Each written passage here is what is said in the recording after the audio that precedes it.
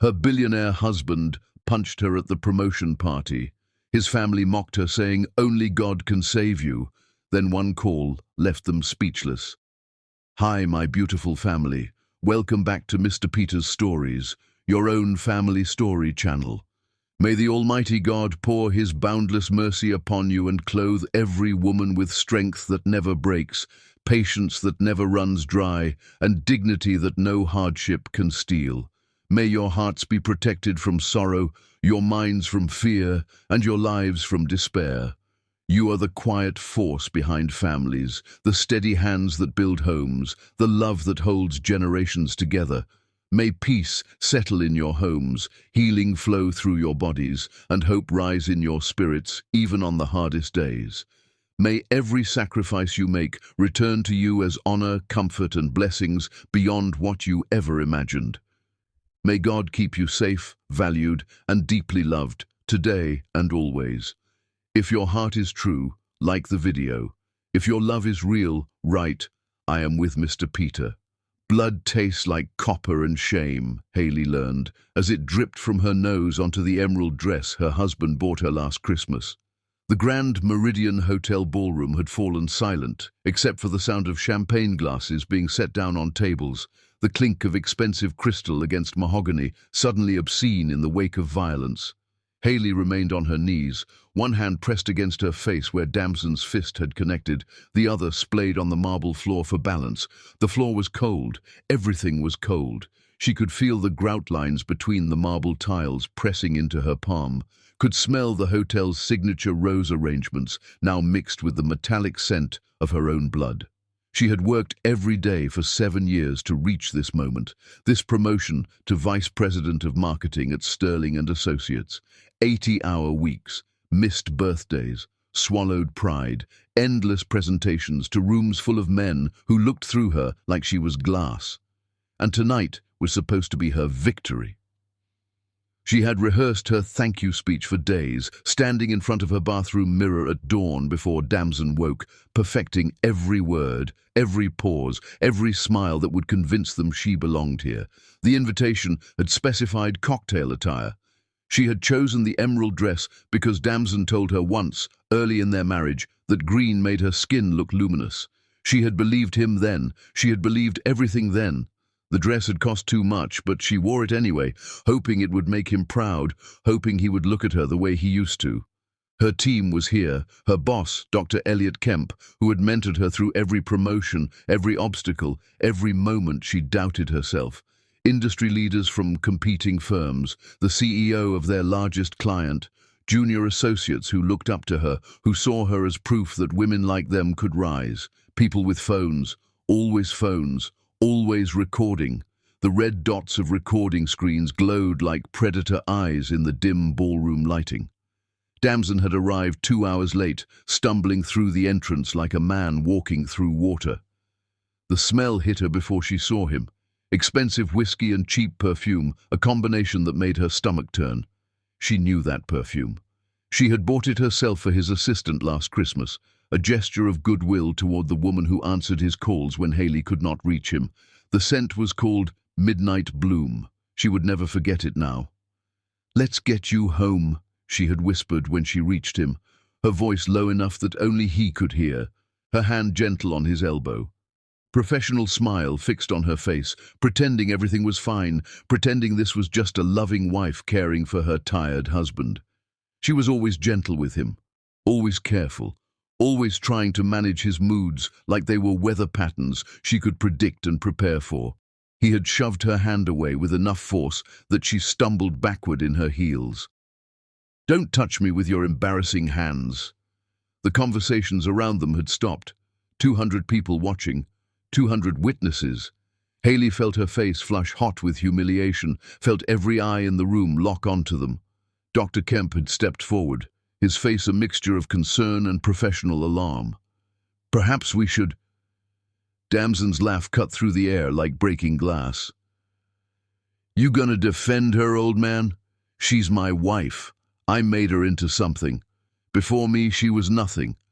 A nobody with a cheap degree and cheaper ambitions. She should be grateful I even showed up to this pathetic little party." The words landed like physical blows, but Haley had learned to absorb those years ago.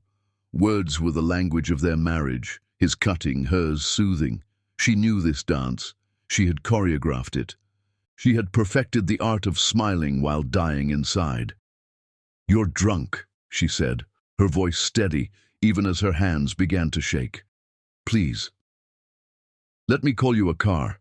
We can talk about this at home. I don't need you to call me anything. I don't need you at all. That's the problem, isn't it? You keep trying to be necessary, keep trying to matter, but you're just—" She never heard what she was. His fist connected with her face before he finished the sentence. Not a slap, not a push. A closed fist that carried the full weight of his arm, his shoulder, his rage. The impact drove her to her knees, and she felt something break, not her nose, though blood poured from it, but something deeper. Something that had been cracking for years finally shattered. The sound of the impact seemed impossibly loud, a sickening thud that would replay in her mind for months. The room erupted, screaming, people rushing forward, security materializing from the edges of the ballroom. Someone, maybe Jovi, her best friend who had come despite being sick with the flu, was crying. The sound was distant, underwater, muffled by the ringing in Haley's ears. She heard fragments of voices. "Call the police! Oh my God, is she okay? Did you get that on video?" Through the chaos, through the forest of legs and expensive shoes and people pretending to help while they recorded everything for their social media feeds, Haley saw them arrive.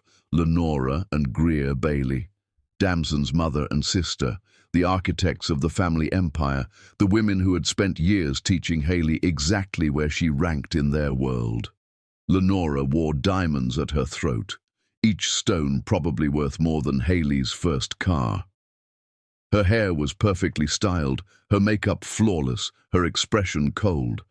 She looked down at Haley kneeling in blood and ruined silk, and her face showed something complex, not quite satisfaction, but a grim resignation, as if watching an inevitable conclusion to a story she'd been predicting for years. "Look at you," Lenora said, her voice carrying despite the noise, pitched perfectly for the phone still recording, bleeding on their expensive carpet. "This is what happens when people reach beyond their station. Only God can save you now, sweetheart." Greer, corporate attorney and master of damage control, was already on her phone, likely calling their lawyers. But she paused long enough to add, "She's always been dramatic. Damson, let's go before this gets worse. You know how she exaggerates when she's been drinking." The lie was so casual, so perfectly delivered, that Haley saw some people actually nod in agreement, rewriting history in real time. Security was removing Damson. He was shouting something about being disrespected in his own city, about knowing people, about consequences. The words blurred together. Haley stayed down for 3 seconds that felt like 3 hours, watching blood drip onto marble, watching her colleagues and competitors and clients stare at her with expressions ranging from pity to fascination to barely concealed excitement at the scandal unfolding before them. This would be the story they told at every industry event for years. The woman who got punched at her own promotion party. Then she stood. Her legs shook. Her face throbbed. Blood soaked the front of her dress, turning emerald into something dark and ugly. But she stood. She would not let them see her stay down. She would not give them that final image. The room quieted as she walked to the microphone at the front of the ballroom. Her heels clicked against marble. Each step was agony. Each step was necessary. She felt every eye following her, felt the weight of their judgment, their shock, their pity. She gripped the microphone stand to keep her hands from trembling. When she spoke, her voice did not shake. "Thank you all for coming tonight to celebrate my promotion. I apologize that my personal life interrupted this professional moment, but let me be absolutely clear. Nothing will interrupt my work. I earned this position. I will continue earning your respect every single day. Please, enjoy the evening." She walked out, not ran, walked, head high, blood still streaming. Through the lobby, past the valets who pretended not to stare, past the front desk clerk whose mouth hung open, into her car that smelled like the vanilla air freshener Damson hated, so she had stopped using it months ago. She sat in the driver's seat for 10 minutes before her hands stopped shaking enough to start the engine. Her phone kept buzzing with texts, calls, messages. She ignored them all. Then she pulled out her phone and made one call. It rang twice before connecting. "It's time," she said into the phone. "I need everything we discussed." The voice on the other end, her attorney, retained secretly for 6 months, paid for with money from a savings account Damson didn't know existed, was calm, professional, prepared. "I'll have the papers ready by morning. Are you safe?" "Yes." "Are you sure? I can send someone." Haley looked at her reflection in the rearview mirror. Her face was already swelling, the skin around her eye turning purple. Blood crusted under her nose and on her chin, but her eyes were clear, clearer than they had been in years. "I'm sure," she said. "I'm leaving tonight. I'm never going back." She drove home, their home, his mansion, the place that had never felt like hers despite years of trying. The gates opened automatically, recognizing her car. The house was dark, empty. He wouldn't be home for hours if he came home at all. He never did after these nights. He would go to a hotel or to her apartment or to wherever men like him went when they needed to escape the consequences of their actions. She packed one suitcase, just clothes, essentials. Her grandmother's necklace, the only thing that was truly, completely, undeniably hers.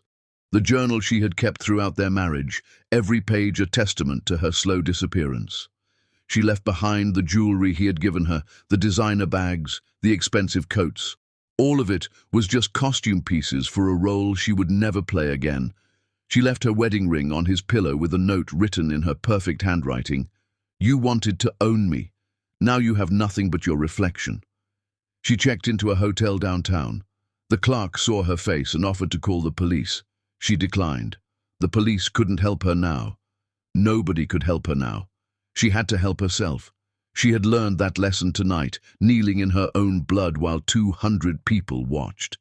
In the bathroom, she cleaned the blood from her face and looked at the woman in the mirror. Bruised, broken, but breathing, still standing. She whispered to her reflection, "This is the last time you make me small." Then she sat on the bathroom floor, her back against the cold tile, and let herself cry for exactly 10 minutes. She timed it on her phone. When the alarm went off, she washed her face again, walked into the bedroom, and opened her laptop. She had work to do, a war to plan, a life to reclaim. The woman who loved Damson Bailey died on the floor of the Grand Meridian Hotel. What remained was someone else entirely, tempered by public humiliation and private grief, sharpened by the brutal clarity that comes from having nothing left to lose. Haley closed her laptop and lay down on the hotel bed, staring at the ceiling, listening to sirens somewhere in the city, and made herself a promise. He would never make her invisible again. Not ever again. Chapter 2. The Woman Who Disappeared Inside a Marriage. The first time Haley met Damson Bailey, she was wearing a borrowed dress and carrying dreams too big for the tiny apartment she shared with 2 roommates. The charity art auction was at the Pemberton Gallery, all white walls and track lighting, and people who spoke in hushed tones about brushstrokes and composition. Haley was there because Sterling and Associates had sponsored the event, and junior marketing coordinators were expected to attend, to network, to smile until their faces ached. She was standing in front of a painting, bold reds and blacks that looked like violence and passion had collided on canvas, when he approached. Tall, confident in the way only wealthy men can be confident, like the world was built specifically to accommodate them. "What do you see?" he asked. Most men at these events asked what she did, where she went to school, who she knew. He asked what she saw. "Rage," she said, not looking at him. "And the moment right after rage when you realize you can't take it back." He laughed, surprised. "Everyone else sees passion and romance. You see consequences." Because rage always has consequences. Romance doesn't always survive them. That was how it started. A conversation about art and consequences and the lies people tell themselves about both. He took her to dinner the following week, a rooftop restaurant where the city spread out below them like a carpet of lights.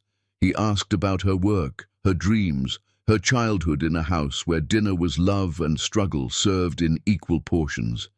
He listened, truly listened, with the kind of focused attention that made her feel like the only person in the room. "You see patterns other people miss," he told her over dessert. "That's rare, that's valuable." She felt seen, truly seen. For a woman who had spent years being invisible, the only black marketing coordinator in a sea of identical suits and ambitions, being seen felt like oxygen after drowning. Their courtship was passionate. Late-night drives where they talked until sunrise, weekend trips to his family's beach house where the ocean was so close she could taste salt in the air. Him showing up at her apartment with Thai food when she worked late on presentations, sitting on her worn couch, asking questions about her strategies while she ate pad thai straight from the container. "You make me want to be better," he told her once, his hand in her hair, his voice soft in the darkness of her bedroom. "Everyone else just wants me to be richer." She fell in love with that version of him, the man who was more than his father's money, more than his family's name, more than the empire he was supposed to inherit and expand. Meeting his family was different. The Bailey estate was in the suburbs, a sprawling property with a circular driveway and gardens maintained by people who would never eat dinner at the main house. Lenora Bailey opened the door wearing pearls and an expression that was almost welcoming, until her eyes traveled from Haley's face to her shoes, calculating price points and finding them wanting. "So you work in marketing," Lenora said, and for a moment Haley thought she heard genuine curiosity. "That must be fascinating. Damson's father never understood the value of good marketing. Perhaps you can help him see things differently." The comment felt like a test. Haley couldn't tell if she'd passed or failed. The dining room table could seat 20. They were 5. Haley sat between Damson and his sister Greer, who asked questions with the precision of a prosecutor. Damson usually dates models. This is different. "Where did you say your family was from?" "Marketing must be competitive. Do you find you have to work twice as hard?" But there was something in Greer's eyes when she asked that last question, not mockery but recognition. As if she too knew what it meant to work harder than the person next to you just to be seen as equal. Damson defended her, his hand finding hers under the table.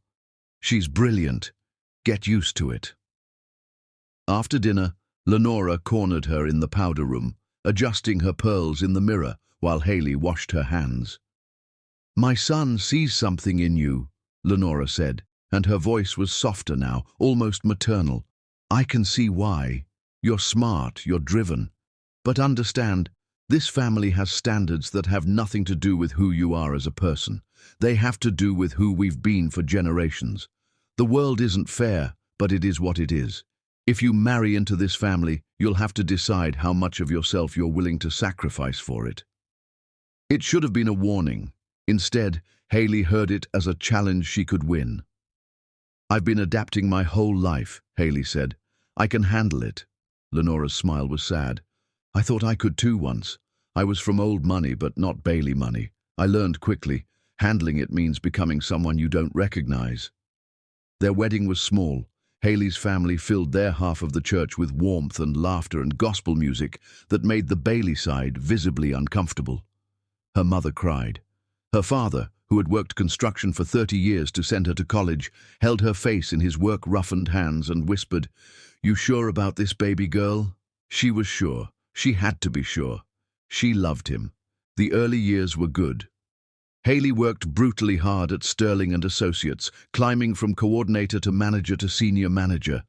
Damson was building his own legacy separate from his father's company, developing a casino project that would transform a neglected neighborhood into something profitable. When banks refused to lend him money, too risky, they said, too ambitious for someone unproven, Haley made a decision. She emptied her retirement account. every dollar she had saved since her first job at 16, when she worked at a grocery store and saved half of every paycheck because her mother taught her that money was freedom. She gave him everything.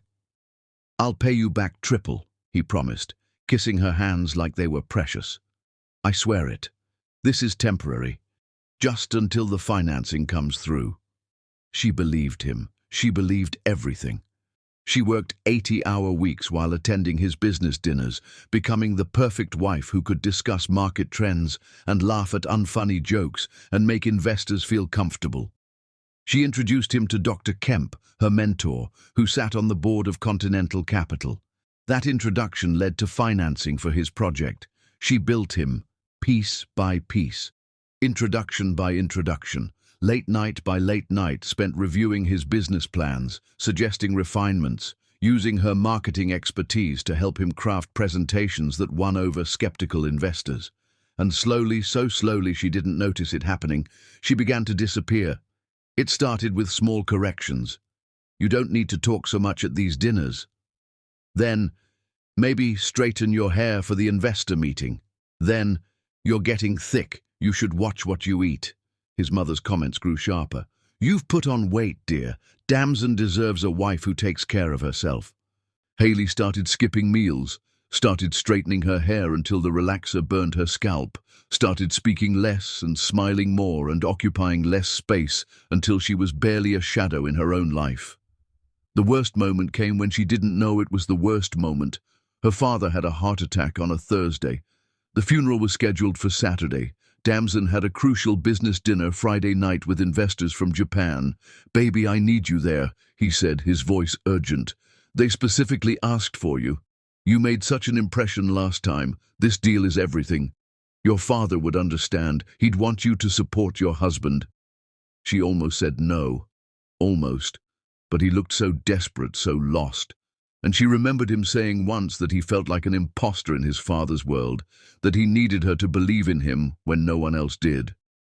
She went to the dinner, sat at the table in a black dress that could pass for morning or cocktail, depending on the lighting, smiled at the investors, discussed market expansion strategies while her father lay in a funeral home waiting for his youngest daughter to say goodbye. The deal fell through anyway. The investors went with a different company. Damson never apologized. "You're being emotional. This is why women struggle in business." Present day. Haley sat in her hotel room, staring at photos of her father on her phone. The woman who chose a business dinner over goodbye felt like a stranger. She touched her bruised face and thought, "He didn't kill me tonight. I've been dying for years." Her phone rang. "Jovi." "I'm coming over," Jovi said, not asking. "Don't tell me no." An hour later, Jovi arrived with ice packs, Chinese food, and fury vibrating beneath her skin. "I should have said something years ago," Jovi said, pressing ice gently against Haley's face. "I watched you disappear into that marriage. I watched you shrink. And I said nothing because you seemed happy. And who was I to judge?" "I was happy," Haley said, then corrected herself. "I thought I was happy. I mistook the absence of conflict for peace. I confused his silence with acceptance." "What are you going to do?" "I'm going to fight him, in every way I can." Jovi pulled back, studying her face. "Legal? Legal, public, professional, whatever it takes. That's dangerous. He has resources you don't." Haley touched her grandmother's necklace, the one thing in this world that was completely, undeniably hers. "Then I'll get creative. I'll be smarter. I'll become everything he never thought I could be." Jovi was quiet for a long moment, then, "Tell me what you need." "Everything we can find. Every email, every text, every business deal I facilitated. I documented things he doesn't know I documented. I recorded things he doesn't know I recorded. For 6 months I've been preparing for this. I just didn't know what this was until tonight." "You planned this?" "Not consciously, but some part of me knew. Some part of me was getting ready for the moment I'd need to save myself." After Jovi left, Haley opened her laptop and began the real work. Lists, evidence, timelines, every contribution she had made to his success, documented with dates and amounts and witnesses. She was meticulous. She had learned that from him. By sunrise, she had a case. By sunrise, she had a battle plan. Damson Bailey had created his own nightmare, but the woman preparing to confront him was someone he'd never truly known. Chapter 3. The counterattack begins. Damson woke in his mansion with a headache that felt like divine punishment and fragmented memories of something terrible happening at Haley's party. He checked his phone. 73 messages, 42 missed calls. His social media accounts were exploding with tags, mentions, shares. He opened one and immediately wished he hadn't. The video was everywhere, crystal clear, his fist connecting with Haley's face, her dropping, blood everywhere, his mother and sister arriving, making it worse, millions of views, thousands of comments. That bastard should be arrested. She probably provoked him. Rich people are trash. I hope she takes everything. He called Haley. Blocked. He called again from his office line. Straight to voicemail. He drove to Sterling and Associates. Security stopped him at the entrance, polite but firm. I'm sorry, sir. We have instructions not to allow you on the premises. I'm Damson Bailey. I need to see my wife. I understand, sir, but we have our instructions. He returned home and found it. The note on his pillow, her wedding ring, her absence in every room like a ghost that refused to haunt him properly. Greer arrived at noon with coffee and crisis management in her voice. We need to handle this carefully. The video is bad, but we can control the narrative. Where is she? Does it matter? She's gone. Now we need to protect you. But within 3 days, something worse happened. Continental Capital, the primary lender for his casino project, put the financing under routine review. Billions of dollars already approved, suddenly in question. Lenora understood immediately. That woman did something. Find out what. They hired investigators, the expensive kind who find things people want hidden. What they discovered made Damson's blood run cold. Haley hadn't just left. She had been planning this for months. Meetings with divorce attorneys, consultations with forensic accountants, regular sessions with a private investigator. She had documented everything. Texts proving his affairs, emails showing she funded his first deal, recordings of family dinners where Lenora and Greer mocked her. She wore a recording pen to every Bailey family gathering for months, every cruel comment, every dismissive laugh, every moment they treated her like an outsider, all recorded, all saved, all dated and time-stamped and backed up in multiple locations. Damson's attorney delivered the worst news in his office, overlooking the city his family had helped build. She's not asking for alimony. She's demanding reimbursement for capital investment in Bailey Real Estate Group with interest, plus emotional damages, plus defamation. She has documentation. How much? The attorney slid a paper across the desk. Damson stared at the number until it stopped making sense. $8.7 million. That's insane. She signed a prenup. The prenup protects your assets from her in the event of divorce. It doesn't protect you from legitimate business claims. She structured everything as investments, not gifts. She has paperwork you signed. Damson didn't remember signing anything. Haley handled so much of his paperwork, organized his office, managed his schedule. He trusted her completely while respecting her not at all. We fight this. We can try, but she has evidence, strong evidence, and the optics are terrible. You assaulted her on camera, your family mocked her publicly, and now you're trying to avoid paying back money she actually gave you. A jury would destroy you. Lenora took charge because Lenora always took charge. She called the CEO of Sterling and Associates from her living room, surrounded by art worth more than most people earned in a lifetime. Gerald, we need to discuss Haley Lerman's continued employment. Bailey Real Estate Group has a $50 million marketing contract with your firm. I'd hate to see that relationship become complicated. 2 hours later, Haley was called into Gerald's office. He looked uncomfortable, wouldn't meet her eyes. The Bailey family is one of our biggest clients. They're demanding I terminate you. Haley had prepared for this. She slid a folder across his desk, her movements calm, her voice steady. That's the campaign strategy I've prepared for the Bailey account next quarter. It'll increase their ROI by 40%. Fire me if you want. But when you do, I'll take this strategy to Meridian Group, Coastal Developments, and Shanghai Properties. I already have preliminary meetings scheduled. Choose. Gerald opened the folder. Read the first page, the second, the third. His expression shifted from discomfort to calculation. What do you need from me? Nothing, just don't interfere. After she left, Gerald called Lenora back. I'm sorry, but Ms. Lerman's employment is based on performance, not external pressure. She's one of our top performers. Lenora's voice turned to ice. You're making a mistake, Gerald. Perhaps, but it's my mistake to make. Damson's next move was calculated. His crisis management team, hired at enormous expense, pushed a narrative. Local businessman struggles with alcohol dependency, enters treatment after incident with estranged wife. They didn't deny the punch. They reframed it.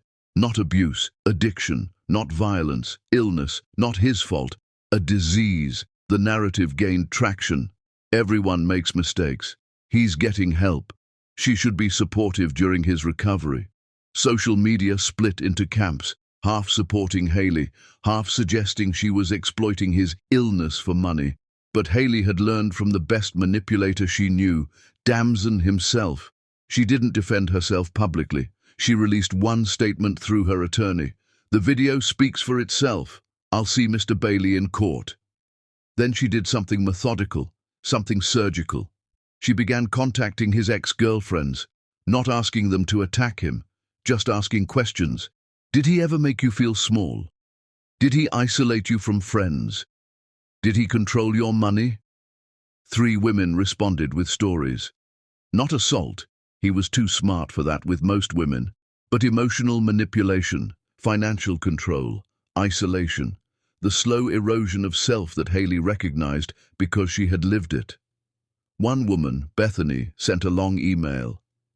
He told me I was too stupid to handle my own finances, made me give him access to my bank accounts to help me budget, then criticized every purchase I made until I stopped buying anything without asking permission first. It took me 2 years after we broke up to realize that wasn't love. That was control. Another woman, Inez, wrote, he had rules about how I should dress, talk, wear my hair.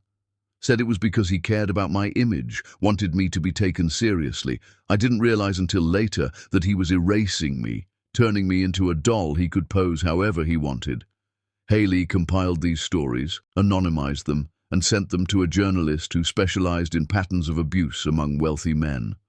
The article ran in a prominent magazine, The Educated Abuser: How Successful Men Use Sophistication as a Weapon. Damson wasn't named. He didn't have to be. Everyone knew. The public narrative shifted again. Addiction didn't excuse pattern, treatment didn't erase history. But Greer was too smart to let this continue unopposed. She filed countersuits, defamation, claiming Haley's false allegations damaged Damson's business reputation, breach of confidentiality regarding private marital communications, tortious interference with business relationships. She buried Haley in legal paperwork, motions, responses, depositions, discovery requests, each one requiring hours of attorney time at hundreds of dollars per hour. Haley's legal bills climbed, $5,000, $10,000, $20,000, more.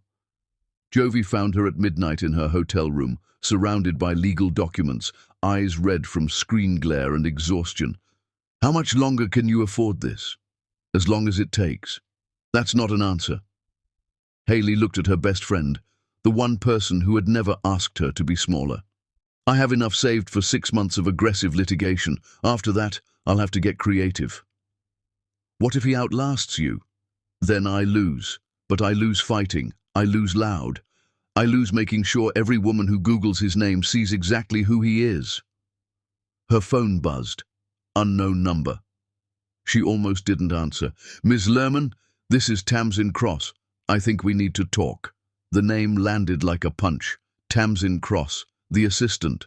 The woman who wore Midnight Bloom perfume. The woman whose lipstick stained Damson's collar the night he hit Haley. Why would I talk to you? Because I have something you need to see, and because I'm sorry. I know sorry doesn't fix anything, but I need to say it anyway. They met the next morning at a coffee shop far from downtown, away from anyone who might recognize them. Tamsin looked younger than Haley remembered, tired, scared. He told me you were cold, Tamsin started, her hands wrapped around her coffee cup like it was the only warm thing in her world. He said you were career-obsessed, that you didn't touch him anymore, that your marriage was dead but you wouldn't let him go because you liked his money. And you believed him. I wanted to believe him, because if I believed him then I wasn't a terrible person. I was just a woman helping a man escape a loveless marriage. Tamsin pulled out her phone, opened her photos, slid it across the table.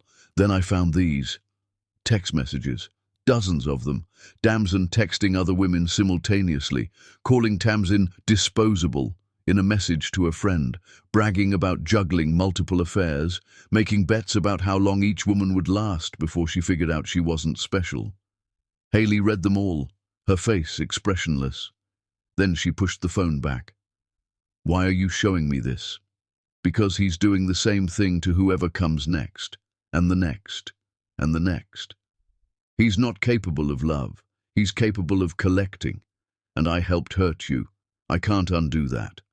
But I can make sure you have everything you need to stop him from doing this to someone else. This could implicate you in the affair. His lawyers will destroy you. Tamsin's smile was bitter. I'm already destroyed. At least this way it means something. Haley took screenshots of everything.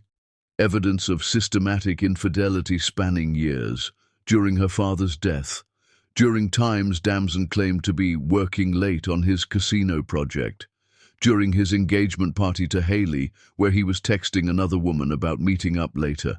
She walked out of that coffee shop with ammunition, but also with something unexpected. Sympathy for the young woman who had believed his lies because believing felt better than knowing. That night, Haley received a call from Dr. Kemp. His voice was tight with controlled anger. They filed an ethics complaint against me, claiming I misused my position on Continental Capital's board to target Bailey projects due to personal bias toward you. Can they do that? They just did. I'm being forced to recuse myself from any Bailey-related decisions. I can't help you anymore, Haley. I'm sorry. She had just lost her most powerful ally. Worse came the next morning. A news article in a business blog. Marketing executives' hidden past. DUI cover-up. They had found it. Years before meeting Damson, after her father's first heart attack when she was young and scared and stupid, she had gotten behind the wheel after drinking. She crashed into a fence, hurt no one but herself, took responsibility, completed community service, had the record expunged.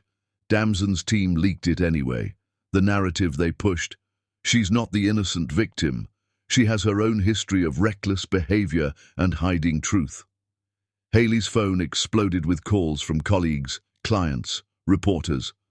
By noon, Sterling and Associates called her in again. Gerald looked exhausted. The board is demanding your resignation. I'm sorry, Haley. I fought for you, but they're worried about the firm's reputation. They're worried about losing the Bailey contract. Yes, that too. She cleaned out her desk in silence. 7 years of work, gone in 7 minutes. Walking out with her box of belongings, she passed junior associates who wouldn't meet her eyes. People she had mentored. People who had thanked her for opening doors. All of them suddenly very busy with very important work. Jovi was waiting in the lobby, took the box without a word, drove Haley back to her hotel, helped her unpack the pathetic contents onto the desk. What now? Haley looked at the box, her nameplate, some photos, a coffee mug that said, "Nevertheless," she persisted. Now, I stop fighting his way and start fighting mine. What does that mean? It means I can't beat him in courtrooms and boardrooms. He owns those spaces, so I'll build my own space, and I'll make it better than his. Jovi studied her face. You're serious. I've never been more serious about anything in my life. That night, Haley opened her laptop and started writing a business plan. Not for revenge, for resurrection. She would build something he could never touch. She would create something he could never claim credit for. She would become someone he could never erase. The war had just begun, and she was done playing defense. Chapter 4. The Empire Strikes Back. The Bailey family conference room overlooked the city like a throne room overlooking peasants. Lenora sat at the head of the table, diamonds catching light from the floor-to-ceiling windows, looking older than she had at the hotel. The scandal was taking its toll on all of them. "She embarrassed us," Lenora said, her voice sharp but with an undertone of something else. Fear, maybe. "She made us look weak. That ends now." Damson sat to her right, diminished somehow without Haley to amplify him. He looked genuinely exhausted, not just physically but spiritually. For a moment, Greer almost felt sorry for him. "What do you suggest?" Damson asked. "We remind the world who the Baileys are. We remind her why she should have taken our settlement." Lenora pulled out her phone, scrolled through contacts that read like a directory of wealth and influence. "She thinks losing her job is the worst we can do. She hasn't seen real consequences yet." Greer shifted in her seat. Something about this felt wrong. She'd spent her whole career defending powerful men, crafting strategies to protect them from accountability. She was good at it, maybe too good, but watching her mother plot against a woman her brother had publicly assaulted was making her stomach turn. "Mother," Greer said carefully, "we should consider the optics. The video is already damaging, if we're seen as vindictive. I don't care about optics. I care about results." Within days, consequences materialized like ghosts. Sterling and Associates lost 2 major clients. Both companies had board members who owed Lenora favors, old family connections, shared investments, the invisible web that connects the wealthy and keeps everyone else outside. The official reason given was portfolio restructuring. The real reason was a phone call from Lenora Bailey. Industry conferences that had invited Haley to speak suddenly had scheduling conflicts. Awards she was nominated for went to other candidates. Her name was disappearing from professional circles like water evaporating. Haley's assistant, young, ambitious, loyal, was offered triple her salary to work for a competing firm. She took it, sent Haley an apologetic text about needing to think about her career. Haley understood. She didn't blame her. The Baileys were teaching everyone the price of association. Greer struck next with surgical precision. She didn't just file lawsuits, she filed them in multiple jurisdictions, knowing Haley would need to hire lawyers in each location. She requested extensive discovery, forcing Haley to spend hours and thousands of dollars producing documents. She scheduled depositions in cities that required plane tickets and hotel rooms. Every move was designed to drain Haley's resources, money, time, energy, the war of attrition.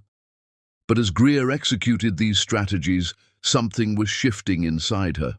Late at night, alone in her office, she'd replay that video of the punch. Watch Haley go down, watch the blood, watch her mother and herself arrive and make it worse. She'd defended her brother instinctively that night. But instincts, she was learning, weren't the same as morality. Haley's legal bills hit $50,000, then $75,000, then more. Jovi's PR firm took a hit too. 3 clients cancelled within a week. When Jovi called to ask why, they gave vague excuses. But Jovi knew. The Bailey name had reach. The Bailey grudge had teeth.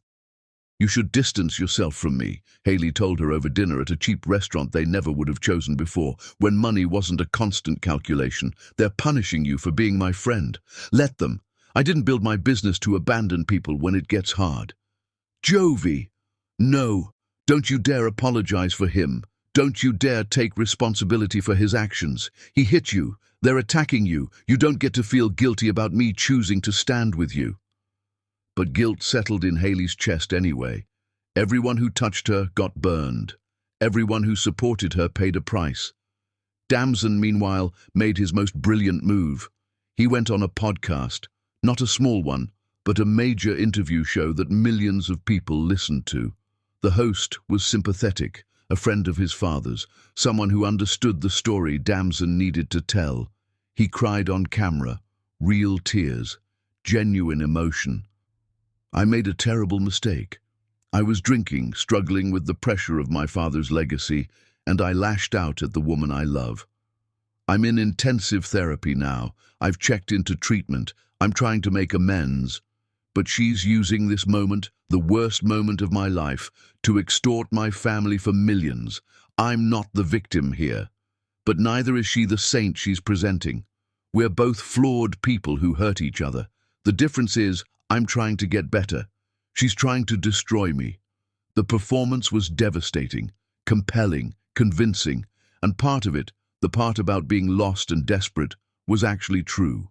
Damson was drowning.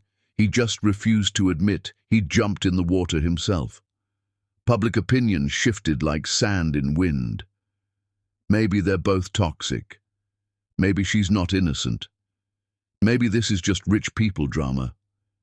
Haley watched the interview alone in her hotel room, feeling something crack inside her chest. He was good.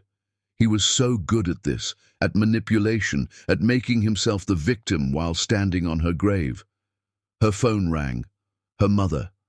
"Baby, I just watched. Is that true? Did you hurt each other?" "No, Mama. I didn't hurt him. I just stopped letting him hurt me." "People are saying terrible things online. About you. About our family. Maybe you should just take the money and come home. Start over somewhere he can't reach you." "If I run, I teach every woman watching that running is the only option. I can't do that." "But baby, what if you can't win?" Haley looked at her reflection in the dark window, bruises fading but still visible, eyes tired but clear. "Then I lose fighting, but I won't lose quiet." Her lawyer called with worse news. "They're offering a new settlement. $2 million, full NDA. This ends now. But there's a condition. You have to publicly state that the allegations were exaggerated, that you're both at fault, that you wish Damson well in his recovery." "They want me to lie. They want you to disappear.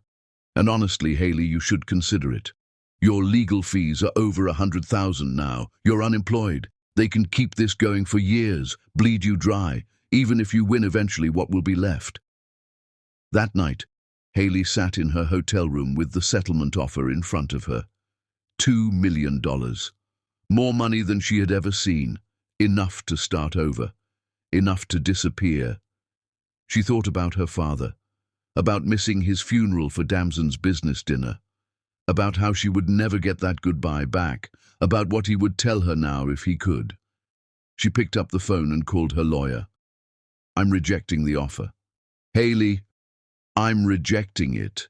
Not for 2 million, not for 10 million, not for any amount that requires me to lie about what he did. They'll destroy you. They're trying to. But here's what they don't understand. I'm already destroyed. That's not a threat anymore. That's liberation." She hung up, tore up the settlement offer, watched the pieces fall like snow. Then she opened her laptop and did something unexpected. She started building, not a lawsuit, not a revenge plot, a business. She called it Lerman's Strategic Group. Her specialty, helping underdog businesses compete against larger corporations, women-owned businesses, minority-owned businesses, companies that got overlooked by traditional firms because they didn't fit the mold, didn't have the connections, didn't speak the right language of power.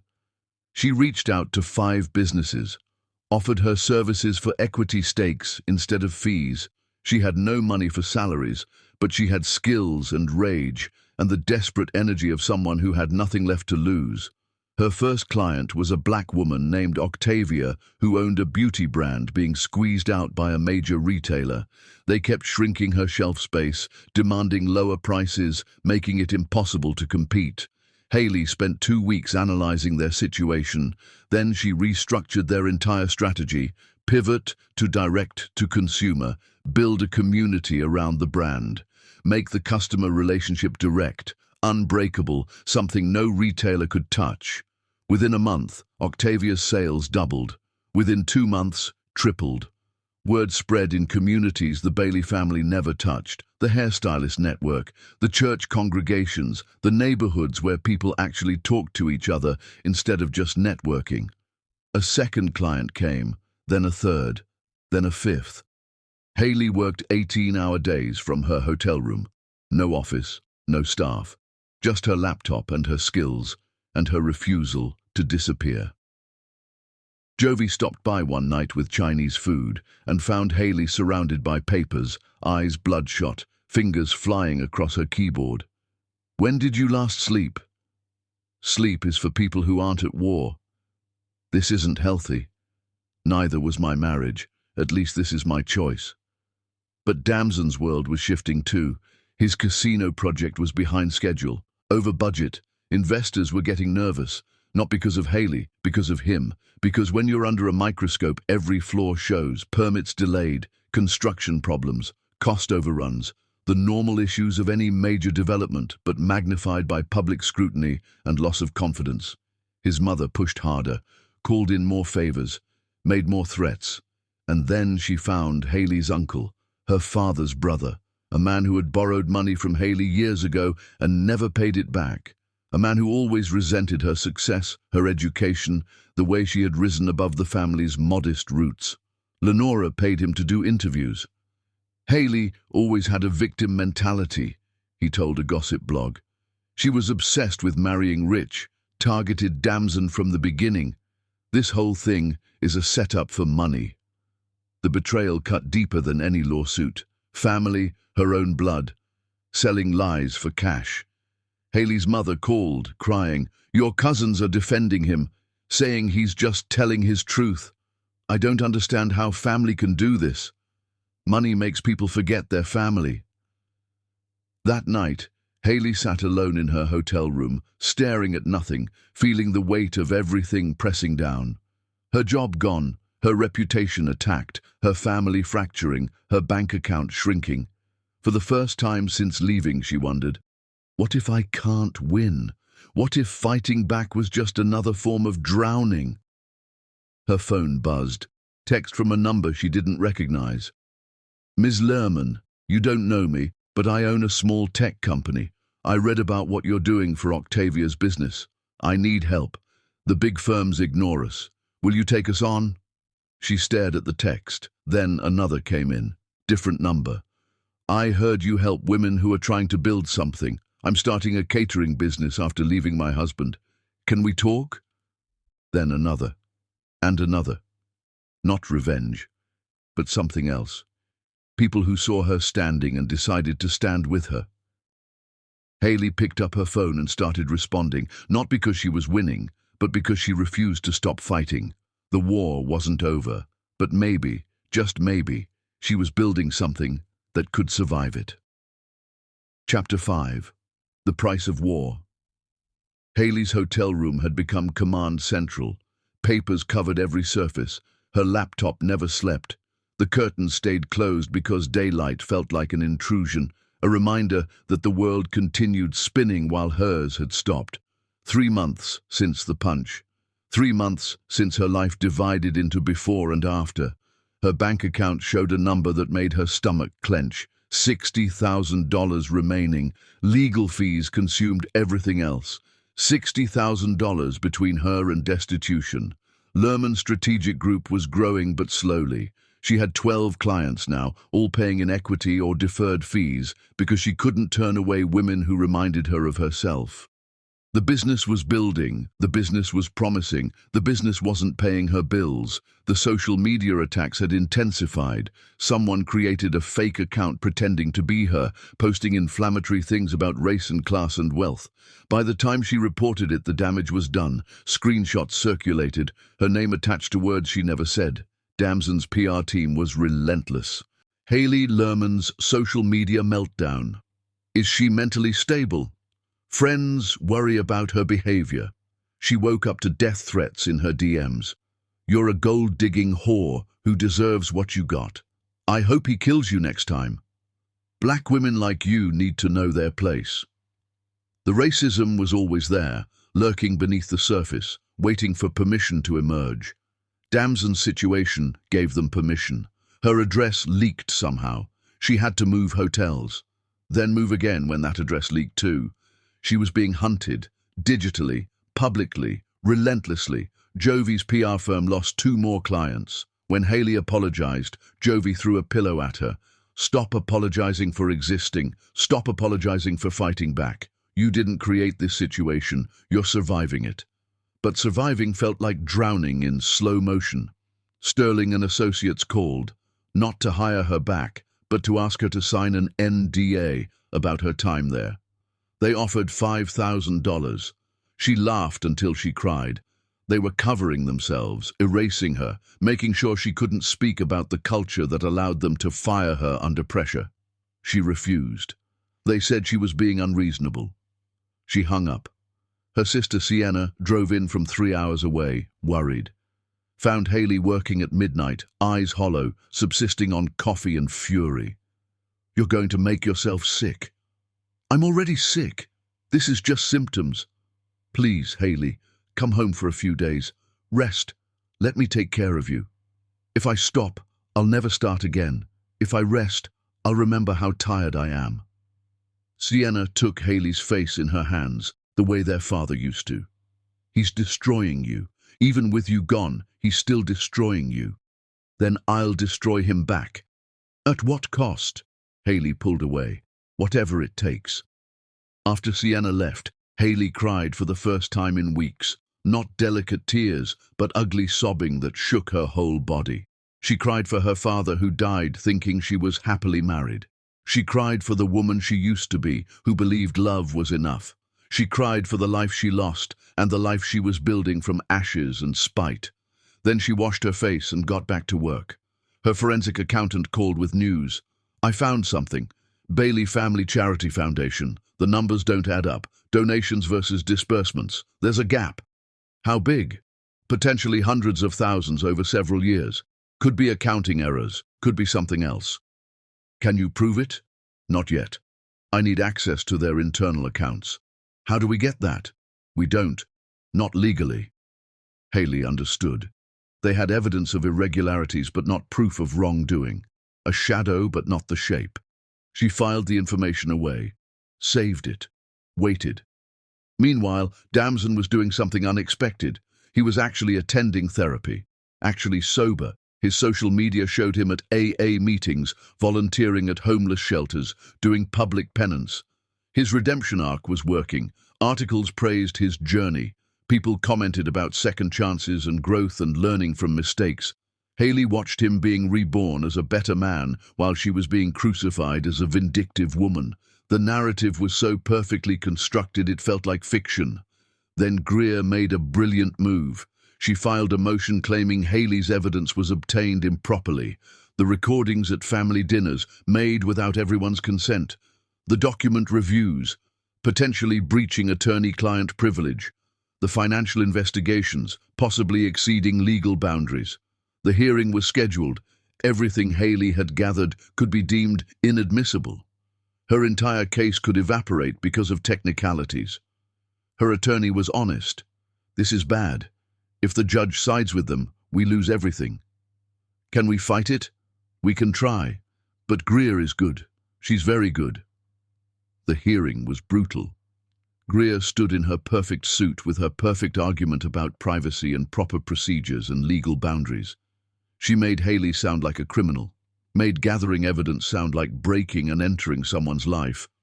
My brother made a mistake, Greer said, her voice ringing with righteous anger. A terrible mistake, but Ms. Lerman has turned that mistake into a vendetta. She violated his privacy, potentially broke laws, and is now using improperly obtained evidence to extort millions. This isn't justice. This is revenge. As Greer spoke, she felt something twist inside her. The words were perfect. The argument was airtight, and she hated herself for being so good at this. Hailey's attorney argued back, but his words felt weak against Greer's perfectly crafted narrative. The judge took a week to decide, the longest week of Hailey's life. When the ruling came, it felt like being punched all over again. Most of Hailey's evidence was deemed inadmissible. The recordings, made without full consent in a state requiring all-party notification. The financial documents, obtained through methods that violated privacy laws. The texts from ex-girlfriends, hearsay without corroboration. Her case was gutted. Everything she had fought for, gathered, documented, gone because of legal technicalities. Damson's PR team pushed the story immediately. Judge rules against Haley Lerman, evidence obtained illegally. Social media exploded. She was trying to frame him. Gold digger got caught. He was the victim all along. Haley sat in the courthouse bathroom after the ruling, staring at tile walls, feeling the world collapse around her. She had lost, publicly, completely. Her phone buzzed, text from her mother. "Come home, baby, please, this is killing you." Another text, her lawyer. "We need to discuss your options, none of them are good." Another text, a client. "I saw the news. I'm sorry. Are you okay?" She wasn't okay. She was so far from okay that she couldn't remember what okay felt like. Jovi found her there, in the bathroom, sitting on the floor. "Come on, let's go." "I lost. Today. You lost today. They took everything. They took your evidence. They didn't take your truth. Those are different things." Haley looked at her best friend. "I don't know how to come back from this." "Then we figure it out, together, like we always do." That night they sat in Haley's hotel room, cheaper now because money was running out, and tried to salvage something from the wreckage. "What do I have left?" Haley asked. "Your business, your clients, your skills, your voice." "My voice doesn't matter. The courts made that clear." "The courts aren't the only place that matters. You don't need judges to win. You need people, and people are watching." "People think I'm a liar." "Some people, not all people. The women you're helping don't think you're a liar. The clients who trust you don't think you're a liar. Build for them. Build despite him." Haley stared at her laptop, at the business she had started from nothing, at the women who trusted her when no one else did. "I've been fighting him. Maybe I should stop fighting him and start building something he can't touch." "Now you're thinking." "But first," Haley said, pulling up her legal files, "I need to understand why I lost. Every detail, every argument, every technicality. Because if I'm going to move forward, I need to understand exactly where I went wrong." She spent 3 days analyzing the ruling, reading every word, understanding every legal principle, learning from her loss. Then she made a decision. She wasn't going to appeal. She wasn't going to keep fighting in courts where the rules favored people like Damson. She was going to change the battlefield entirely. She started writing, not legal briefs, but articles about abuse and power, about how the legal system protects the wealthy, about how women are punished for fighting back. She published on Medium, then LinkedIn, then anywhere that would take her words. Her first article went viral. "How I Lost Everything Fighting My Abuser and Why I Do It Again." 50,000 views, 100,000, more. People reached out, journalists, advocates, other survivors. She wasn't winning in court, but she was winning somewhere else, in the space where stories matter, where truth exists outside legal technicalities. Damson saw the articles, called her, the first time she had heard his voice in months.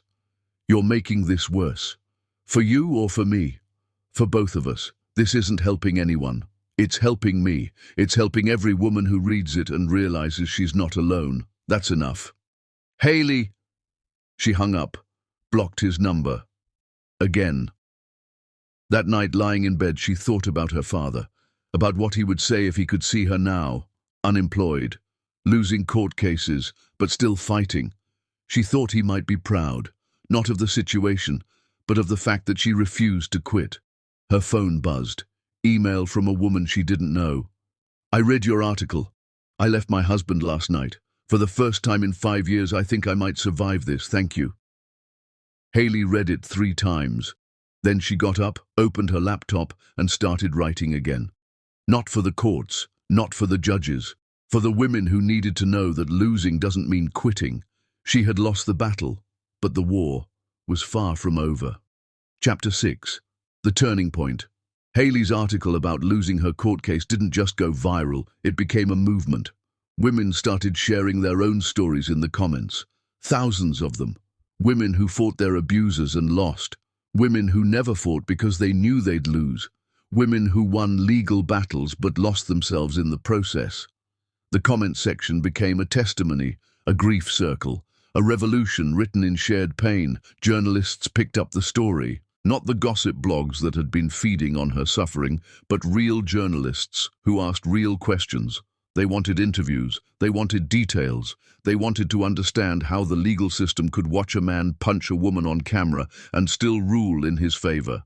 Haley gave one interview, just one, to a journalist who had been writing about power and abuse for years. "The system isn't broken," Haley said into the camera. "It's working exactly as designed. It protects wealth. It protects power. It protects men who look like they're supposed to be in charge. Women like me, we're not supposed to fight back. We're supposed to be grateful we survived." The interview aired on a major news network, 10 million views in 2 days. Damson's carefully constructed redemption narrative started cracking. Yes, he was in therapy. Yes, he was sober. But he had also used his wealth and lawyers to silence the woman he hurt. Public opinion shifted again. Not completely, never completely, but enough. Enough that sponsors started quietly distancing themselves from his projects. Enough that investors started asking uncomfortable questions. His casino project hit another delay. Permits stalled. Financing became complicated. The city council suddenly had concerns about community impact. None of it traced back to Haley. She wasn't making calls or pulling strings. She was just telling the truth, and truth was a corrosive thing for men built on lies. Lerman's strategic group gained 3 new clients in 1 week, then 5 more the next. Women who saw Haley's interview and thought, if she can survive this publicly, maybe I can survive my private war. Haley still had no office, still worked from hotel rooms and coffee shops, still paid herself barely enough to survive. But the business was growing, real growth, sustainable growth. One of her clients, a sustainable fashion brand run by 2 sisters, landed a major feature in Vogue. Sales exploded. They paid Haley her deferred fees, $20,000. The first real money she had seen in months. She paid her lawyers, paid her accountant, put the rest in savings for the next legal attack that would inevitably come. Then Damson did something unexpected. He requested a private meeting. "No lawyers," his message said. "No recording, just you and me, please." Every person in her life told her not to go. Her lawyer, her friends, her sister, her mother. Everyone except Jovi, who said, "Go, but meet him somewhere public and tell him nothing." They met in a park. Daylight. Witnesses everywhere, but none close enough to hear. Damson looked different, thinner, older, sober in a way that went beyond just not drinking. "Thank you for coming." Haley said nothing, just waited. "I've been in therapy, real therapy, not just for show, and I'm starting to understand things I didn't before." He looked at his hands, scarred from construction work on his failed projects. "I destroyed you. Not that night at the hotel, before that. Every day of our marriage, I was destroying you, making you smaller, making you doubt yourself, making you think you needed me when the truth is, I was nothing without you." Is this an apology? It's an acknowledgement. I don't know if I can apologize enough for what I did. But I can tell you that I see it now. I see what I was, what I did, and I'm horrified. Haley felt nothing. Not forgiveness, not anger, nothing. He was a stranger confessing to crimes she had already processed and moved past. "When did you realize?" she asked. "Before or after I became dangerous to you?" He looked up, pain in his eyes. "After. I know that makes it meaningless." "It doesn't make it meaningless. It makes it predictable." "I loved you." "No. You loved what I did for you. There's a difference. Is there any part of you that could forgive me?" Haley thought about it. Really thought about it. Forgiveness wasn't about him. It was about her, about what she wanted to carry. "I don't need to forgive you," she said finally.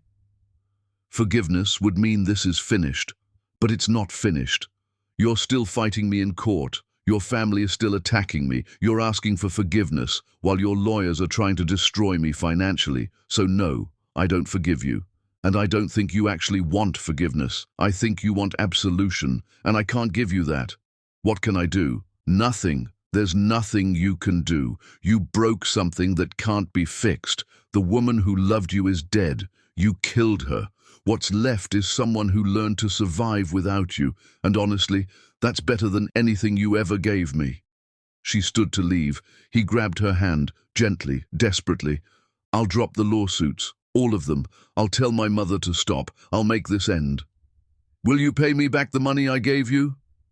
Silence. That's what I thought. She pulled her hand free. You want forgiveness without restitution. You want to feel better without making anything better. That's not redemption. That's just another manipulation. She walked away, didn't look back, left him sitting on that bench alone, but someone recorded their conversation from a distance, got audio. Not clear, but enough. Enough to hear him admit he destroyed her. Enough to hear her refuse his absolution. The recording hit social media that night. Haley didn't post it. Someone else did. But it spread anyway. Damson Bailey admits to destroying his wife. His redemption narrative collapsed overnight. All the therapy, all the public penance, all the carefully crafted image, gone because he told the truth to the wrong person in the wrong place. His PR team went into crisis mode, denied the recording's authenticity, claimed it was taken out of context, threatened legal action. But the damage was done. Sponsors dropped him. His casino project lost another major investor. The city council rejected key permits. Lenora called an emergency family meeting at the estate, Damson, Greer, and a team of lawyers and PR consultants. You handed her ammunition, Lenora said, her voice ice over rage. You gave her exactly what she needed.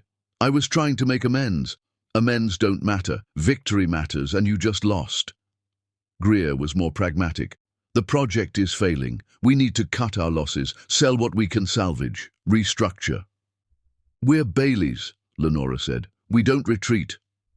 We do, if staying means losing everything. The family fractured in that meeting.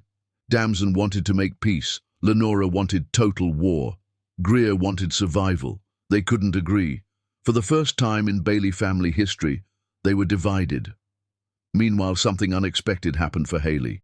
A mid-sized consulting firm, not a Fortune 500 behemoth, but a respected boutique company, reached out. They'd been following her story. They saw her work with Octavia and the other clients. They had a proposition, not an acquisition, a partnership. They would provide office space, administrative support, access to their client network. In exchange, Haley would bring her expertise and her growing reputation. Profit sharing, equal partnership. Her name stays on the door. It was realistic, modest, actually achievable. Haley negotiated carefully. Made sure she retained control over client selection. Made sure her foundation remained independent. Made sure this wasn't charity. It was business. They agreed. She signed the papers in a small conference room that overlooked a busy street, not the entire city. The contract was 20 pages, not 200. Walking out of that building, financially stable for the first time in months, she felt strange, not euphoric, not vindicated, just relieved, like she could finally breathe. She called her mother. I just signed a partnership deal. It's good. I'm going to be okay. Financially. Actually, okay. Her mother cried. Happy tears this time. That night, Haley allowed herself one moment of quiet satisfaction. Not at Damson's pain. She was past that, but at her own survival. She had been punched, fired, attacked, legally demolished, and publicly destroyed. And she built something anyway. She opened a bottle of Prosecco, not wine, not champagne, something in between that felt like her own choice, and toasted herself. To still being here. The war wasn't over. Damson's family would keep fighting. The lawsuits would continue. But for the first time since that night in the hotel ballroom, Haley felt something she didn't recognize at first. Hope. Not hope for justice. Not hope for revenge. just hoped that she would survive this, that she would build something that mattered, that she would become someone who made that night a footnote instead of her entire story. She was done being his victim. She was done being his opponent. She was becoming herself, finally, completely, unapologetically. And that was better than any revenge she could imagine. Chapter 7. The villain's greatest victory. Damson's world was crumbling, but desperation makes men dangerous. She pulled up files on her laptop, going through the motions. I found something. Her private investigator accessed some records through methods that could be considered questionable. Not illegal exactly, but ethically grey. Grey is enough, Lenora said. File for sanctions, get her evidence thrown out. I already did. Most of it was thrown out.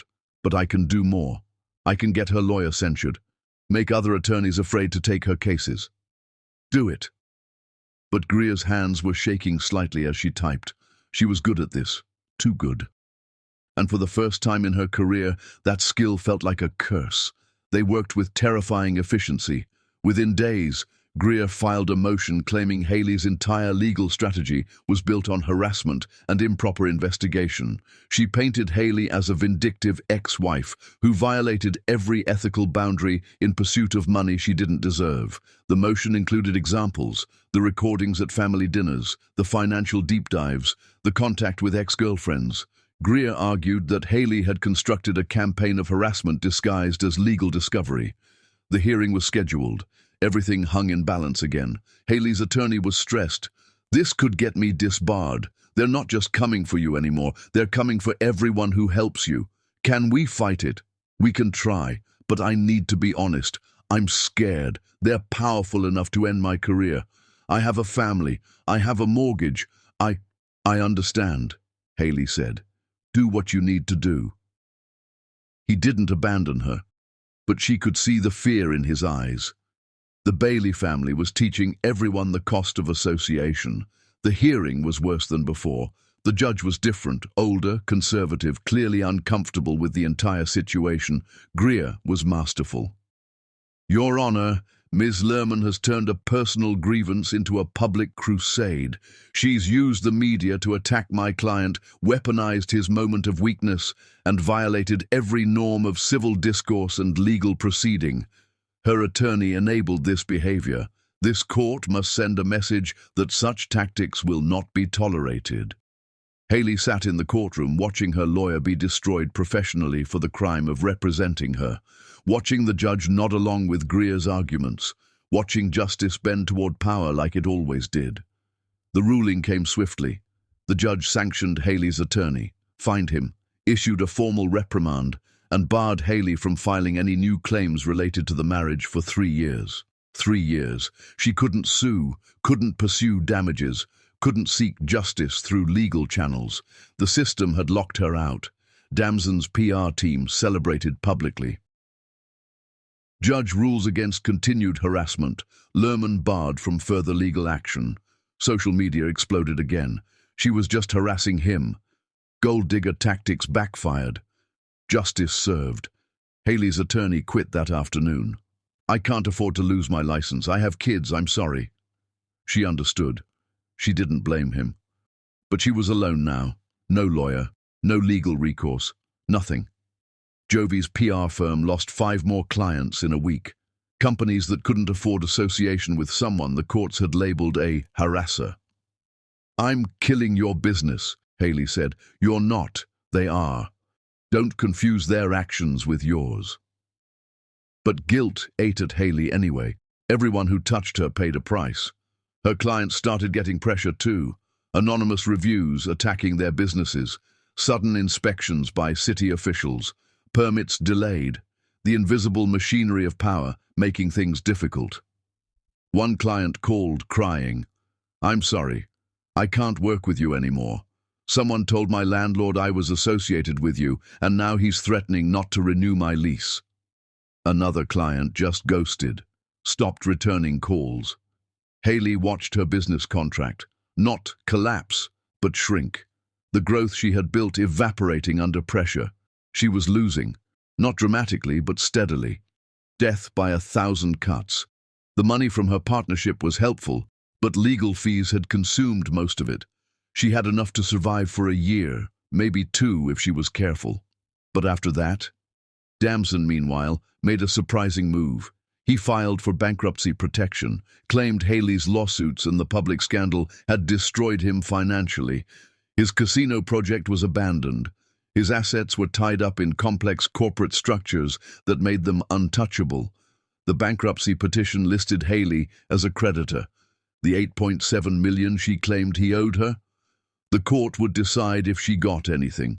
Probably pennies on the dollar. Maybe nothing. It was brilliant. Legally brilliant. He was using bankruptcy as a shield, claiming poverty while his family's wealth remained protected in trusts and offshore accounts. Haley's new attorney, the third one, willing to take her case only because she paid double the hourly rate, was grim. This is bad. If the bankruptcy goes through, you might get nothing. All that money you gave him, all those contributions, gone. Can we prove he's hiding assets? Maybe. But proving it requires forensic accounting that costs hundreds of thousands of dollars. Do you have that? She didn't. That night, sitting alone in her apartment, she had finally moved out of hotels. Haley felt defeat pressing down like physical weight. She had fought so hard, sacrificed so much, and she was losing anyway. Not because she was wrong, but because he had more money, more lawyers, more power, more patience. Her phone rang. Unknown number. She almost didn't answer. Ms. Lerman, my name is Greer Bailey. We need to talk. Haley's heart stopped. Why would I talk to you? Because I have information about my brother's finances. Information that proves he's not bankrupt. Information that could help you. Why would you help me? Silence on the line. Then, because I need to stop being the person who destroys people for a living. They met the next day. Same park where Damson had tried to apologize. Different bench, different conversation. Greer looked exhausted. Her perfect attorney exterior cracked around the edges, dark circles under her eyes, hands that wouldn't stop moving. My brother isn't bankrupt. He transferred millions to offshore accounts before filing. I have the wire transfer records. Why are you telling me this? Because, Greer's voice broke slightly. Because I watched the video again last night. For the 100th time. I watched you go down. I watched the blood. I watched myself arrive and make it worse. And I realized I've spent my entire career doing this, protecting powerful men from accountability, making victims look like villains. I'm good at it. I'm so fucking good at it, and I hate who I've become. This could destroy your relationship with your family. My family is already destroyed. We're just pretending it's not. My mother only loves us when we're useful. My brother is a drunk who hits women, and I'm the lawyer who makes it all go away. What kind of family is that? Greer pulled out a USB drive with shaking hands. Wire transfers, account numbers, everything. I've already contacted a lawyer about immunity. I'm going to tell the bankruptcy court everything. The hidden assets, the fraudulent transfers, all of it. But I wanted you to have this first, so you know I'm serious. Why now? Greer looked at Haley directly and her eyes were red. Do you remember that night? Your promotion party, when you were on the floor bleeding? Hard to forget. I said you were being dramatic. I blamed you, made it seem like you caused it, and part of me believed that. But I've been thinking about it for months. You were bleeding. My brother had just assaulted you, and I protected him. I made you the villain while you were literally bleeding on the floor. What kind of person does that? Someone who was taught loyalty matters more than truth. Someone who was taught wrong. Greer's voice was fierce now. I'm 38 years old. I've spent 15 years as a lawyer destroying people like you to protect people like my brother. 15 years. How many women did I hurt? How many victims did I silence? All because I thought family loyalty was the most important thing. But loyalty to what? To abuse, to fraud, to lies. Haley took the drive, studied Greer's face. This wasn't a calculated legal strategy. This was a breakdown disguised as conscience. He'll never forgive you. Good. I don't want his forgiveness. I want to sleep at night. I want to look at myself in the mirror. I want to be someone my younger self wouldn't be ashamed of. After Greer left, Haley sat on that bench holding a USB drive that contained either justice or another trap. She didn't know which, but she had to try. She went home, plugged in the drive, spent 6 hours reviewing documents. Everything Greer claimed was true. Damson had moved millions before filing bankruptcy, hidden assets in shell companies, transferred properties to his mother's name, maintained accounts in tax havens. He wasn't broke, he was lying. But the documents also showed something else. The transfers had happened over months, not days. This wasn't a last-minute panic move. This was planned, calculated. Damson had been preparing to declare bankruptcy long before Haley left him. He'd known what was coming, and he'd protected himself. Haley called her attorney. "I need you to file an emergency motion with the bankruptcy court. I have proof of fraud." "What kind of proof?" "The kind that might actually work. But we need to move fast, and we need to be careful. If this goes wrong, it could make everything worse." The motion was filed, the evidence submitted, but the bankruptcy process wasn't swift or clean. The judge ordered a hearing, but it was scheduled for 6 weeks out. Discovery would take months. Experts would need to testify. The Bailey family would fight every step. This wasn't going to be the clean, dramatic victory Haley had imagined. It was going to be slow, messy, and expensive. But it was something. Finally, it was something. Chapter 8. The Resurrection. The bankruptcy hearing lasted 5 days, not 3. The forensic accountants disagreed on key points. The judge asked for additional documentation. Nothing was clean or simple. But in the end, the evidence was overwhelming. Damson had committed bankruptcy fraud, hidden assets, made false declarations under oath. The judge dismissed the bankruptcy petition and ordered Damson to pay Haley's legal fees related to the proceeding.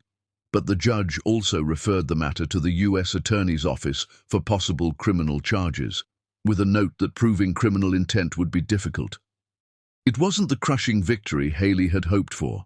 It was complicated, partial, uncertain, but it was something. Damson could face criminal charges, maybe, if the U.S. Attorney decided it was worth prosecuting, if they could prove intent, if 1,000 other things went right. Haley read the ruling in her office, a real office now, with her name on the door. She felt tired, not triumphant, just tired. She had won something, but victory felt hollow when you'd lost so much to get there. Her business partner, Simone, knocked on her door. "You okay?" "Yeah, just processing." "Want to talk about it?" "Not really. I want to work. Work I can understand. Work that has clear outcomes." "Fair enough. The Peterson account needs your review." Haley dove into work, her new normal. Her partnership with Simone's firm had been successful. They'd grown steadily over the past year, hiring 3 more people, taking on bigger clients. Nothing explosive, nothing dramatic, just steady, sustainable growth. It wasn't a fairy tale, it was real life. She started speaking at events again. Small ones at first. Women's business groups, community organizations. She talked about surviving abuse, about rebuilding careers, about realistic expectations and slow progress. No TED Talks, no viral moments, just honest conversations with women who needed to hear that surviving didn't have to be glamorous to be real. Damson, meanwhile, did face charges. The U.S. Attorney filed 2 counts of bankruptcy fraud. His trial was scheduled for the following year. Haley didn't follow it closely. She checked the news occasionally, but she'd stopped letting his story consume her. She started dating, casually at first. Then she met someone at a charity event, a professor named Joel Ramsey who taught ethics at the university. He was quiet, thoughtful, genuinely interested in her work more than her story. Their first date was a walk through a botanical garden. They talked about resilience, about how plants survive in impossible conditions. "You're doing well," he observed. "Not just surviving anymore?" "Some days. Other days I'm still just surviving." "That's honest. I appreciate honesty." Joel never asked about Damson, never pushed for details. He was interested in who Haley was now, not who she used to be. It was refreshing. Her company continued growing. They landed several solid contracts with mid-sized companies wanting to improve their diversity initiatives. Real work, not performative gestures. Within a year, they'd hired more people, moved to a bigger office, established themselves as a respected boutique firm. No Fortune 500 buyout, no $50 million exit, just a profitable, sustainable business that did good work. She bought a small house, nothing extravagant, just a 2-bedroom in a neighborhood with good schools. The first night in her own house, she sat on the floor surrounded by moving boxes and cried. Happy tears this time. Free tears. She owned something, her name on the deed, her money for the down payment, her choice entirely. Jovi came over with champagne and Chinese food. They sat on the floor eating lo mein like they used to when they were broke and young. You did it, Jovi said. Did what? Survived. Built something real, became yourself again. I don't think I'm the same self I was before. No, you're better. Haley thought about that. She was harder, more cynical, more careful, but also more authentic, more purposeful, more aware of her limits. Maybe I'm just more realistic, Haley said, about who I am, about what I can control, about what's actually possible. The doorbell rang.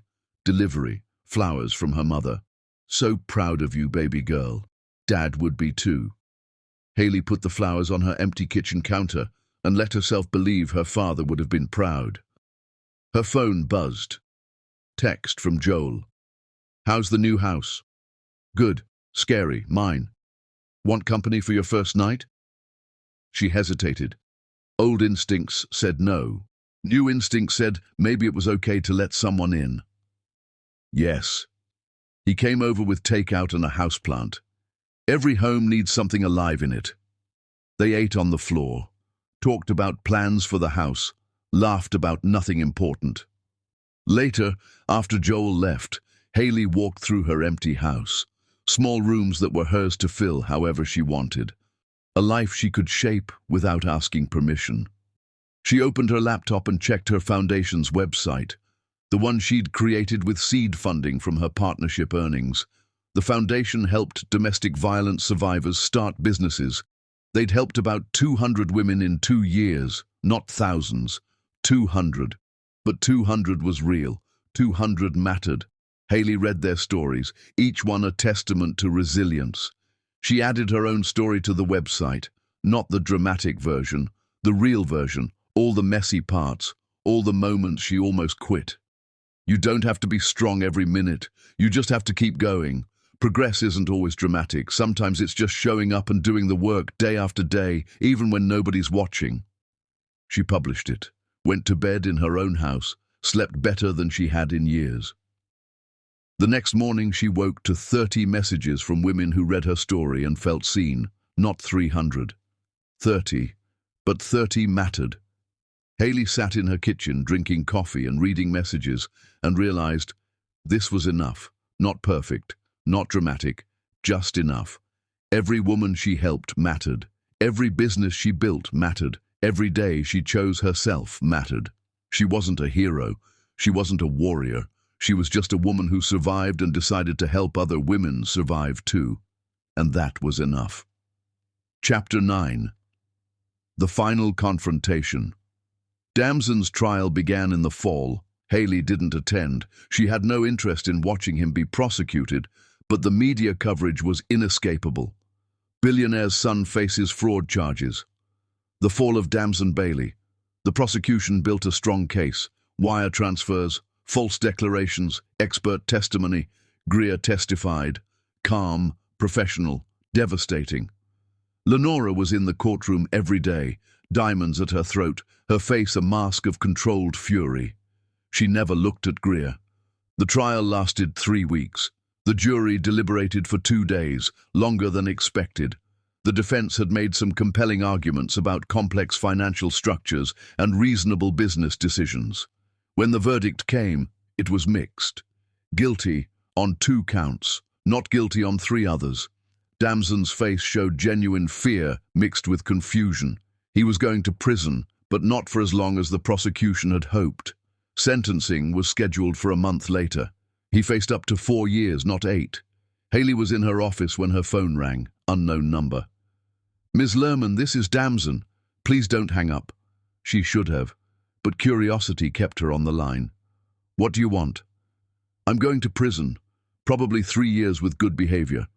I wanted to talk to you before I go. We have nothing to talk about. Please. One last conversation. I'm not asking for forgiveness. I just need to say things I should have said years ago." Against every instinct, she agreed to meet. One final time.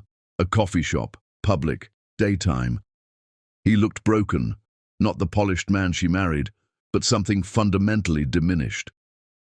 "Thank you for coming." Haley said nothing, waited. "I've been in therapy, real therapy, and I'm starting to understand things I didn't before. I destroyed you. Not that night at the hotel, before that, every day of our marriage, making you smaller, making you doubt yourself, making you think you needed me when the truth is, I was nothing without you. Is this an apology? It's an acknowledgement.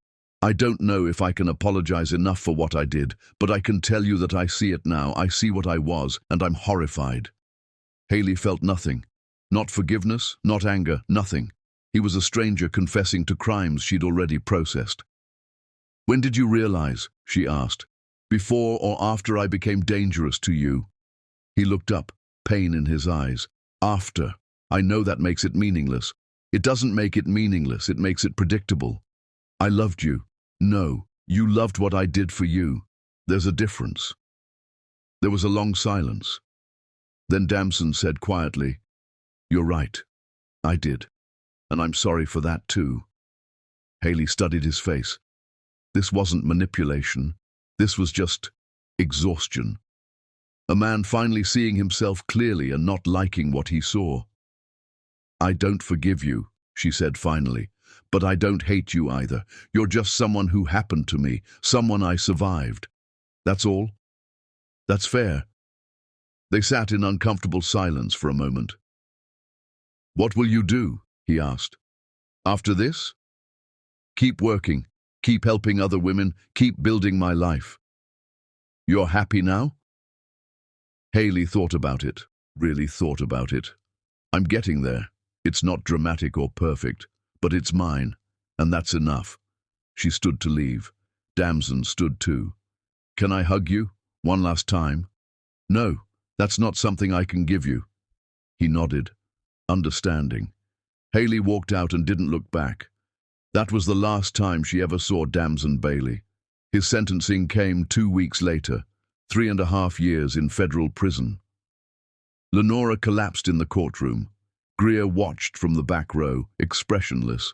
Haley read about it online, felt nothing, no satisfaction, no sadness. He was someone who happened to her, someone she survived, but not someone who defined her.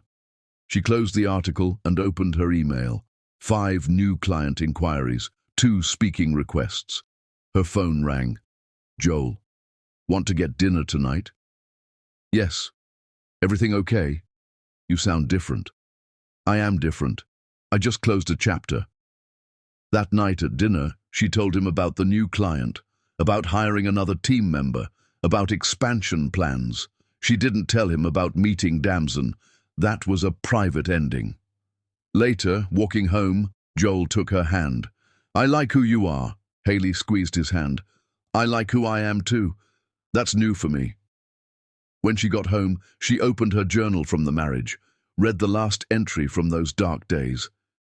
"I don't know who I am without him. I don't know if I can survive alone." She picked up her pen and wrote underneath, "You survived. You built something real. You became someone you're proud of. It wasn't perfect or dramatic, but it was enough." She closed the journal, put it on the shelf. That story was over. The new story, the one where she was the author, not the victim, was just beginning. Chapter 10. The Woman Who Walked Through Fire. 2 years later, Haley stood backstage at a regional women's business conference. Her hands weren't shaking. The coordinator smiled. We're so honored you could speak. Haley touched her grandmother's necklace. Thank you. Through the curtain, she could see a few hundred women filling the auditorium, not thousands, but enough. Her phone buzzed. Jovi, third row, proud of you. Joel, you've got this. A young volunteer approached.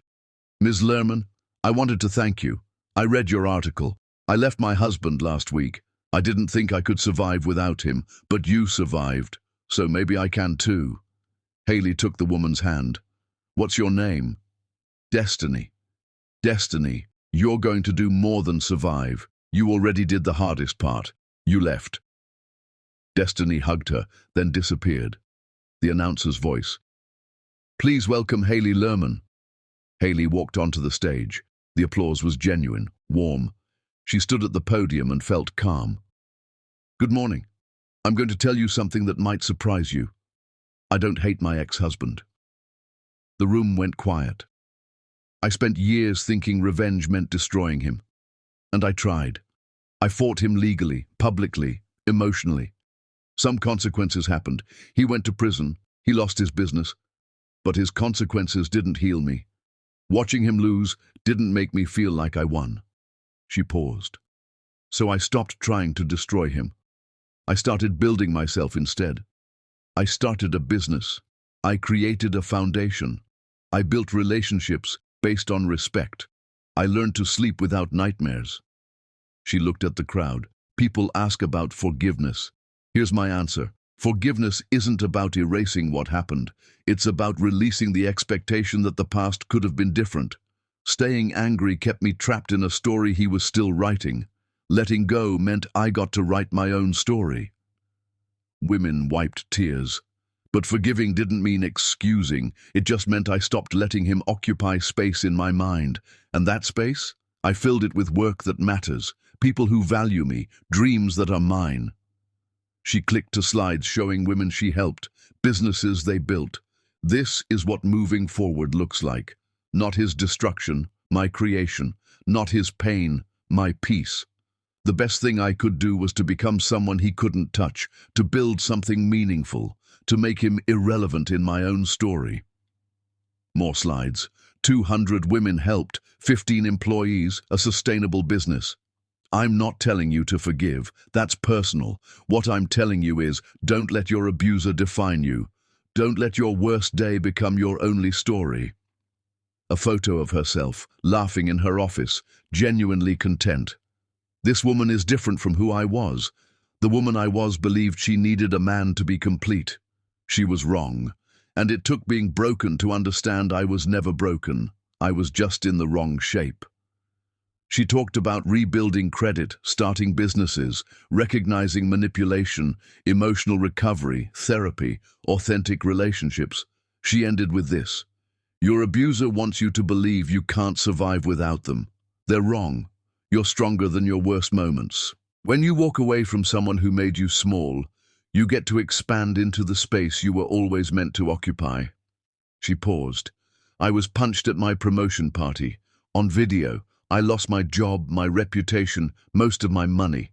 But I didn't lose myself. Her voice was steady. The moment you leave is the moment you start winning. Not because leaving is easy, but because every day after is a day you choose yourself. Every boundary you set matters. Every morning you keep going proves they didn't break you. Women leaned forward. So to every woman who's been made to feel small, you're not small. The people who tried to shrink you were terrified of your full size. Her voice was clear. To every woman told she's crazy for leaving, you're clear-eyed. To every woman with boundaries, they're not negotiable. To every woman told she's bitter, you don't owe anyone forgiveness. And to every woman still in it, still in the relationship she knows is damaging her, I see you. I was you. You're strong either way. But surviving and living are different. You deserve to live. Her voice dropped, more intimate. I spent 7 years making myself smaller, believing if I just changed, he would too. But you can't love someone into respecting you. You can't shrink small enough to make a cruel person kind. The only thing that changes when you make yourself small is you. You disappear, and you deserve to take up space. She looked at her mother crying, at Jovi grinning, at women seeking permission to save themselves. So here's my challenge. Take up space.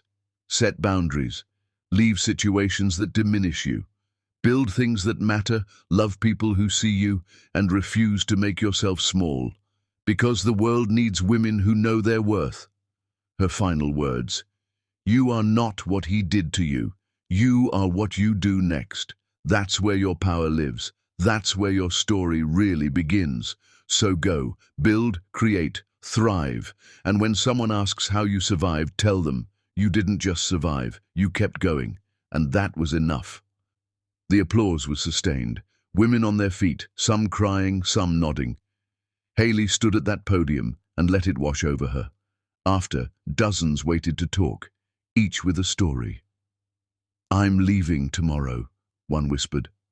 I started my business because of you, another said. Hayley listened to each one, hugged those who needed it. Hours later, her people were waiting. Her mother hugged her. Your daddy would be so proud. They went to dinner, her mother, sister, Jovi, Joel, her small team. They laughed and celebrated. To Hayley, Jovi raised her glass, who proved that moving forward beats revenge. Later, Hayley stood on her balcony. Joel wrapped his arms around her. What are you thinking?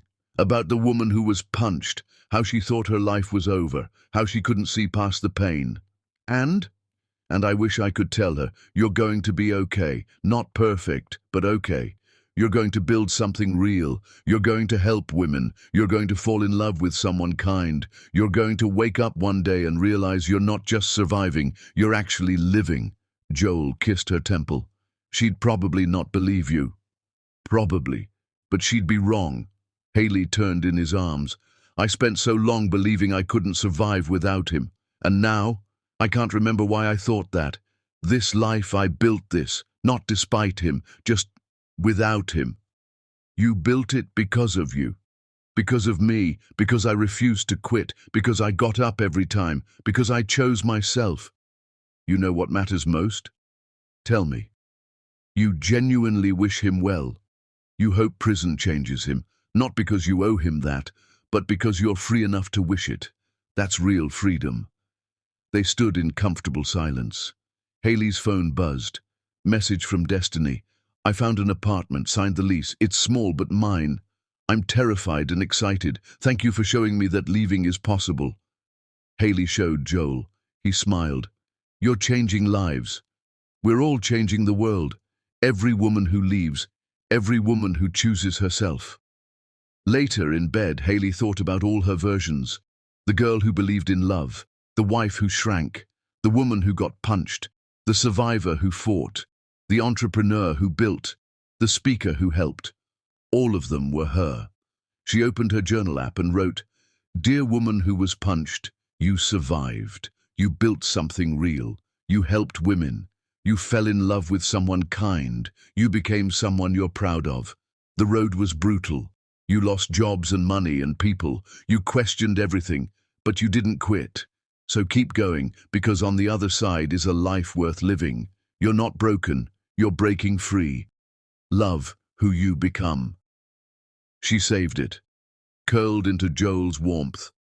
Tomorrow she would keep building, keep helping, keep showing women they were stronger than their worst moments. But tonight, she would sleep peacefully in her own bed, in her own home, in a life she built herself. The woman who loved Damson Bailey was dead. The woman who got punched was gone.